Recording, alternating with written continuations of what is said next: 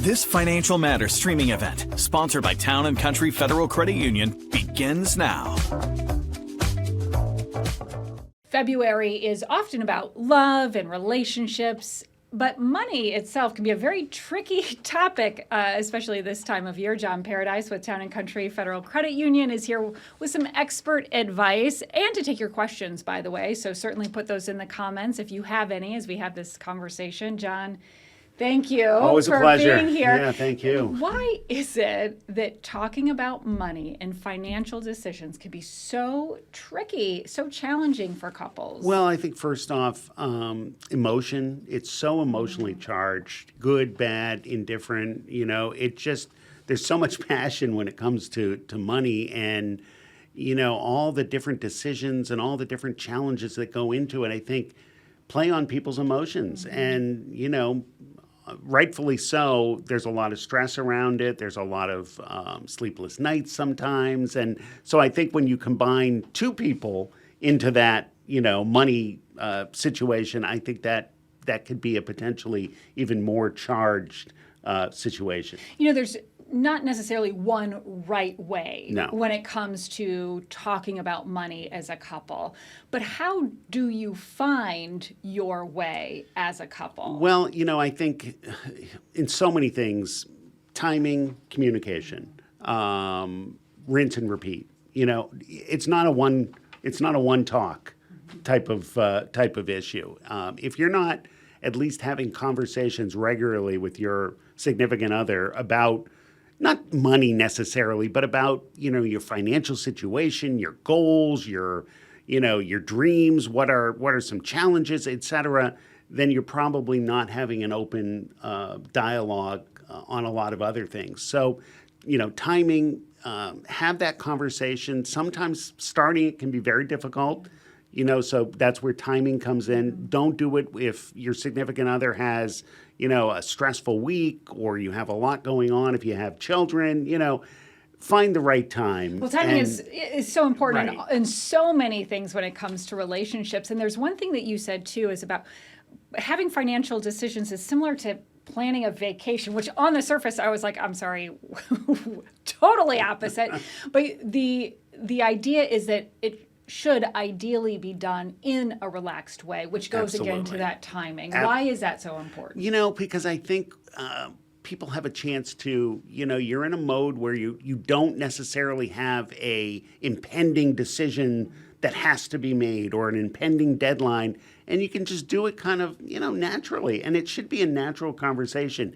It doesn't have to be all doom, gloom, stress, and emotion. It can be, hey, what do you think? If you're renting, do you think we want to buy a house someday, or what do we want to do? And kind of just plot out your journey in a relaxed way, and it doesn't have to be set in stone. Nothing is set in stone. So I think if you do it in a way that like vacation, do you want to go to Las Vegas? Do you want to go to Europe? And then you talk about it and you talk through things, but it's a conversation starter. And I think if you can do that in a way that's kind of fun, it doesn't sound, money and difficult conversations, but it can be fun. It doesn't have to be, an awful discussion. Well, and to your point about timing is everything, so that you're not on a looming deadline whenever you can avoid that, so that you don't necessarily have to make a concrete decision right then, which does alleviate some of the pressure. Absolutely. For anybody who might, feel nervous about bringing up money conversations with their significant other, what advice might you have for them? I think you might start out with, well, first of all, if you've been with somebody a long time, you should have had a lot of conversations along the way. But if you haven't, and you want to talk about, the whole, what's your financial journey like? Maybe talk about, your goals, your career goals, or your job, your life goals. What do you want? What are you looking for? You maybe say, I'd like to start saving for a new car, and see what your significant other says. Maybe he or she will say, oh, we don't need a new car. I always ran cars into the ground or whatever. Right. So you get a feel for kind of what their thinking is like, but do it in a way that, that's how they live. So you have to recognize that people are coming from different areas and different experiences and perspectives, and one isn't necessarily right or wrong, but you're going to have to find a way to make them, fit in that puzzle. How do we get to that point if, the couple is coming at this with different financial expectations and goals?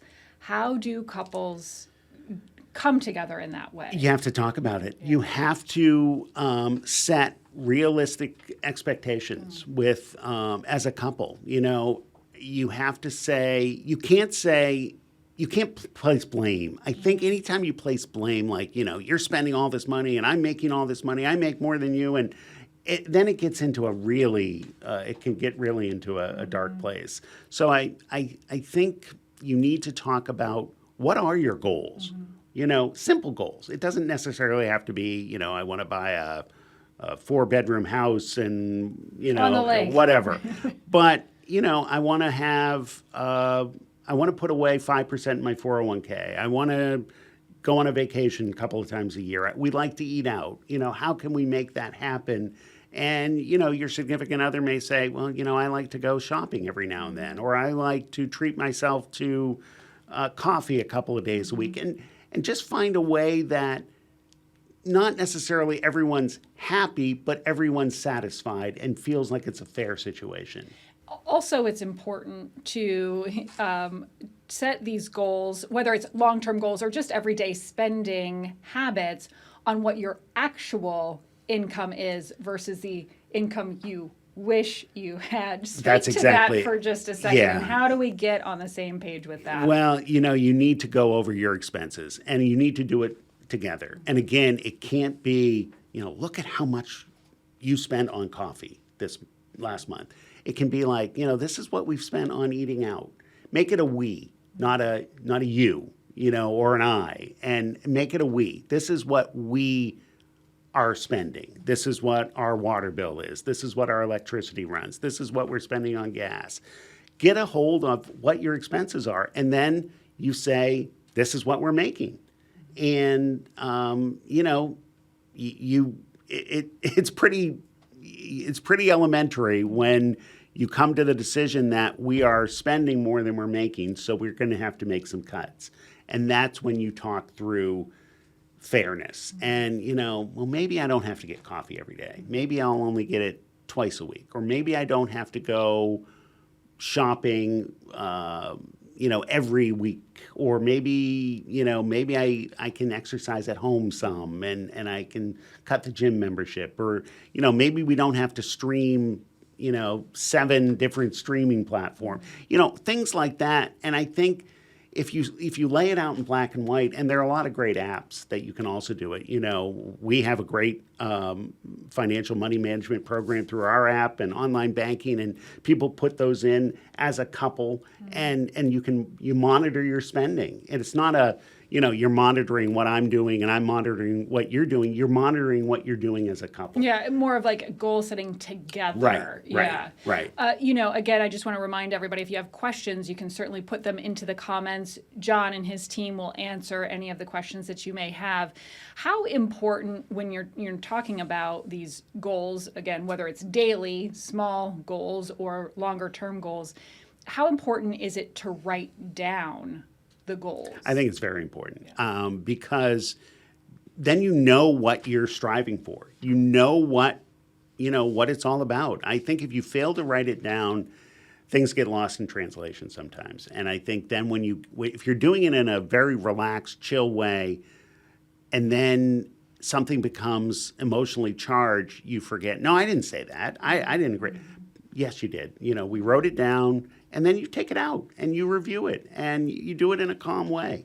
Budgeting, though, just in general, can feel restrictive. So how do you get that mindset of making it feel lighter and positive versus like having this leash on you? Well, I think you've got to leave some room in your budget for, treating. even if it's just, I go back to the cup of coffee, even if it's just a cup of coffee every now and then, or a donut, or going to a nice restaurant once a month, or things like that. Don't make it so you're bitter. I think sometimes you set a budget and you're mad when in reality it's there to help you succeed. And I think if you don't put yourself in a complete straitjacket with your budget and you leave some room, I think you... Yeah, like a little wiggle room. Yeah, because a $5 coffee really can make a difference. It can. If you don't feel It can boost your day, or, of course. have dessert some. Yeah. And, different things like that. Go out to eat, all that kind of stuff. So obviously money situations change over time, whether it's, having children or purchasing a house or, whatever it might be. How often should we as a couple revisit these financial goals? I mean, I frankly think it should be on a regular. It can become kind of part of who you are. It doesn't mean you sit down and you say, what'd you spend today? Or, here's what I spent today. It can just be part of the regular conversation. And I think if you get to that point, you're all on the same page. And I think that's what's so important. And I think one person should not be in charge of all the finances, because for that one person, first of all, it may make them feel like they have all the control, but it also may make them feel like they have the burden and the responsibility of having to make sure everything works. And, so I think you should take some turns. I mean, maybe 1 month, you handle the bill paying, and the next month maybe somebody else, maybe you set up a special account to save for a vacation and you put money away into that. And I think maybe you have the conversation 1 month or start it, and maybe your significant other starts the conversation the next month. Just take turns because there's a lot that goes into it. And I think if you can see both sides of it, you have a much better understanding of the other's perspective. So I think, if you're in a relationship that, well, I always do that. I always have to do that. It's just like any household chore. Why should I always have to do the dishes? Or if you set it up that one person loves to cook and the other person doesn't mind cleaning up, that's great. That works. Find something that works when it comes to your finances. Yeah. And I think if you can do that, I think it's a great life lesson for if you have children. It's a great thing to model that, the men don't always just do the finances, or the women don't always do the cooking. And, I think it's good in life, period. I think you can get some good things from modeling. That idea of sort of dividing and conquering too. And I want to just touch base a little bit on financial infidelity. I understand like 1 in 3 couples experience financial infidelity. So let's talk, first of all, what is financial infidelity, and then why is it so important to have honesty around finances? Well, financial infidelity is when you are not being truthful about what you're spending. But is it big things, or is it the, coming home with a new purse? It depends on your financial situation. Right. If a new purse isn't going to, break your finances, that's not a big deal. It's not like you have to ask permission, or people have to ask permission. But I think it can be a red flag as to more serious issues. So, if you're not truthful about what you're spending, and then you're not honest about, listen, I have to have something that brings me joy, and sometimes spending some money brings me joy. That's not the end of the world. But hiding it and pretending, having to bring bags home and hide them in a closet in a dark place, and that, I think that speaks to, you probably are spending too much, but more importantly, you don't trust your relationship that you can have an honest conversation. Listen, I haven't bought a new purse in 10 years. Okay, great. See the old purse? Yeah. And I think it just, it can really go a long way to understanding that everybody has different views on the whole financial picture. Right, exactly. Well, and to your point, it depends. It can look like a lot of different things depending on where you are as a couple financially, Right. Big and small. And that goes back to the budget and the communication. Yeah. If you want to have, listen, you have $50 a week for play, whatever you want to do with it, and I have $50 a week, whatever I want to do with it. Great. Yeah. If that works for you guys, great, awesome. You don't have to justify, back to the coffee, or back to the purse or whatever. If you want to do it, do it. Yeah. But find an amount that's fair. I shouldn't get, and that comes into the whole equity thing. If I make more money than you make, you're either a couple or you're not. I mean, it's got to be, because that really, I think, builds resentment and builds some financial issues down the road. But set aside some money that you guys can just do whatever you want with it. Yeah. Maybe you want to pool it and say, hey, let's have a big dinner. We're doing really well these days, and let's go out to dinner with our $50 each, and we can have a nice dinner. Yeah, it can look like all kinds of different things. Right. For any couples watching right now who really want to start building healthier financial habits and well-being, what is the one thing they should be doing today to build those healthier habits? Set goals. Set some simple goals. I think, and have a conversation. Obviously, it starts with a conversation. It ends with a conversation. A conversation's in between. I mean, it's all about talking. But set some simple goals. I think if you can see yourself as a couple achieving some goals, then I think a win builds a win, builds a win, builds a win. So I think, I think that goes a long way. And you have resources for folks. We have lots of resources.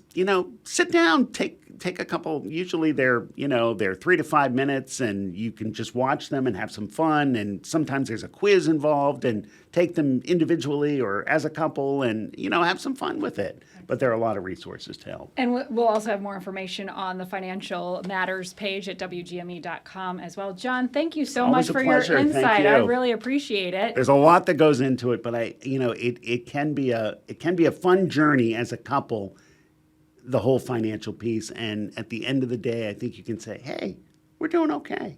And if you can get to that point, I think you'll be a lot better. I agree. John, thank you. Thank you. And thanks for watching. This has been a Financial Matters streaming event sponsored by Town & Country Federal Credit Union. To learn more, visit WGME.com and search for Financial Matters. Thank you for watching.